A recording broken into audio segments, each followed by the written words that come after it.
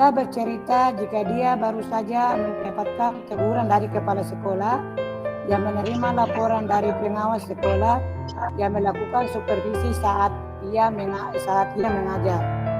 Pengawas sekolah yang melakukan supervisi tampak keberatan ketika rekan Anda mengajar tanpa buku teks.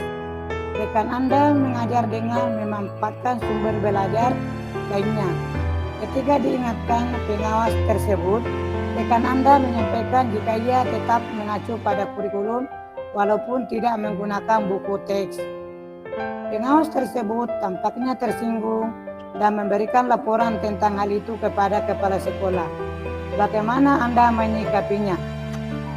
Suatu hari ketika masuk kelas, saya dihampiri rekan kerja yang mau menyampaikan masalah yang dirasakannya. Bu, saya mau curhat. Hari ini saya dapat teguran dari kepala sekolah. Ya boleh, nanti pas istirahat kita ngobrol dengan guru. Apakah ibu lagi istirahat? Lagi tidak ada kegiatan? Boleh saya ngobrol? Boleh Pak, kebetulan kita lagi istirahat. Kita punya waktu cuma 30 menit. Kita bisa memanfaatkan waktu ini. Apa sebenarnya tujuan Bapak ingin ngobrol dengan saya? Coba ceritakan apa masalah yang Bapak rasakan. Tadi saya dipanggil kepala sekolah. Katanya beliau menerima laporan dari pengawas yang pernah melakukan supervisi ke kelas saya. Katanya pengawas merasa keberatan karena saya mengajar tanpa buku teks. Memangnya sumber belajar apa yang Bapak gunakan? Mengapa mengambil dari sana? Saya menggunakan sumber lain. Saya mencari langsung di Google, baik materi maupun soal latihannya. Saya pikir itu lebih mudah dan simpel. Lalu, apa yang terjadi setelah Bapak menyatakan hal tersebut pada pengawas? Beliau sepertinya tersinggung dan mengingatkan saya supaya menggunakan buku teks. Menurut Bapak, apakah cara Ibu menyampaikan kepada pengawas itu benar? Mengapa? Menurut saya sudah benar, karena meskipun saya menggunakan sumber belajar lain, saya tetap berpedoman pada kurikulum yang berlaku. Menurut Bapak, mengapa pertanyaan Bapak membuat pengawas tersinggung? Coba Bapak flashback lagi. Kalau menurut saya, buku teks itu penting digunakan karena merupakan bahan ajar yang konvensional yang mampu memberikan kontribusi dan peranan yang baik pada pembelajaran.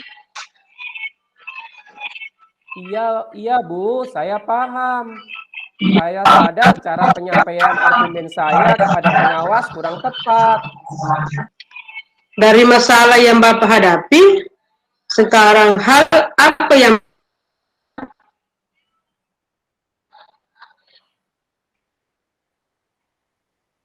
Saya mau minta maaf, tapi bingung bagaimana caranya. Saya ingin supaya Pak Pengawas memaafkan saya, tapi beliau juga harus menerima bahwa kita pun harus menggunakan sumber lain selain buku teks. menurut Bapak, siapa yang bisa diminta bantuan untuk menyampaikan permohonan Bapak pada pengawas? Mengapa Bapak memilih dia? Menurut saya, yang paling tepat Bapak Kepala Sekolah, karena beliau lebih dekat dengan pengawas dan tahu permasalahannya. Apa yang akan Bapak sampaikan pada kepala sekolah? Saya akan menjelaskan kronologis kejadian pada saat supervisi pengawas. Saya mohon Bapak Kepala Sekolah menyampaikan permohonan maaf saya kepada pengawas. Dan saya menyadari kekeliruan saya tentang pentingnya penggunaan buku teks. Apa rencana Bapak jika kepala sekolah telah menyampaikan amanat Bapak pada pengawas? saya akan tunjukkan bahwa saya telah menjalankan harapan dari pengawas. Saya mengajar akan menggunakan buku paket dan mencari referensi lain, baik dari internet atau sumber lain. Dan saya akan menyempatkan bertemu dengan pengawas dan menyampaikan kesadaran saya akan pentingnya buku teks paket.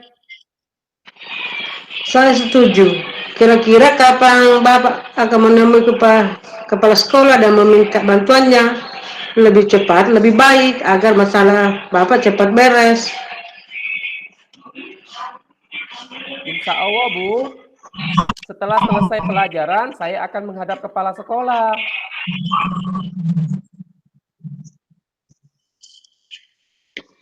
Semoga sukses. Kabari saya lagi ya Pak jika sudah menghadap ke kepala sekolah. Terima kasih, Bu. Sama-sama Pak. Makasih. Jadi hasil dari pengamatan kami dari kasus 3, saya sebagai pengamat bersama Ibu Lina, hasil pengamatan kami yaitu tujuan yang disampaikan oleh Kot sudah menyampaikan pembuka dan dapat menyampaikan tujuan yang hendak dicapai dengan jelas.